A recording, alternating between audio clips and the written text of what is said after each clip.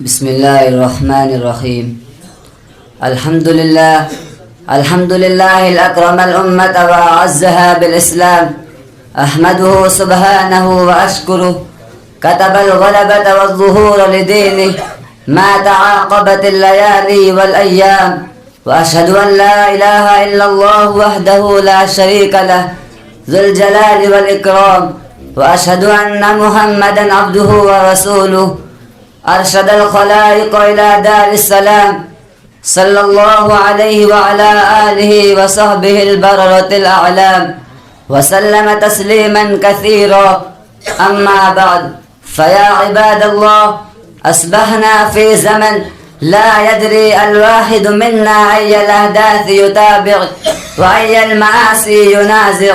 تعددت الجراحات التي تفتت كبد الهجر قبل بني الإنسان، ولا يجد المؤمن الصادق بدا من متابعتها وإلقاء السمع إلى أحداثها، ليرجع البصر والفؤاد خاسئا كثيرا وهو حسير. كانت فلسطين موالا لأمتنا، ما بالها لم تعد للناس موالا. تعددت يا بني مصائبنا، فأقفلت بابنا المفتوح إقفالا. كنا نعالج جرحا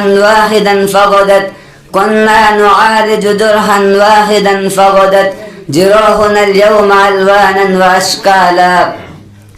مع تعدد المصائب وتعدد الفواجع تبقى فلسطين قضيتنا ومصيبتنا الأساس، التي لا ينبغي لنا تجاهلها ونسيانها.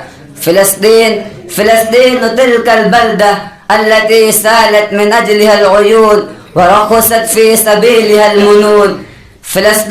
فلسطين أولى القبلتين وثالث المسجدين، ومسرى نبينا محمد الأمين صلى الله عليه وسلم. فلسطين من أجلها شد لرجال عزائم الأبطال، وأحيوا في نفوسهم الحماسة والنضال، وما علينا إلا البلاغ.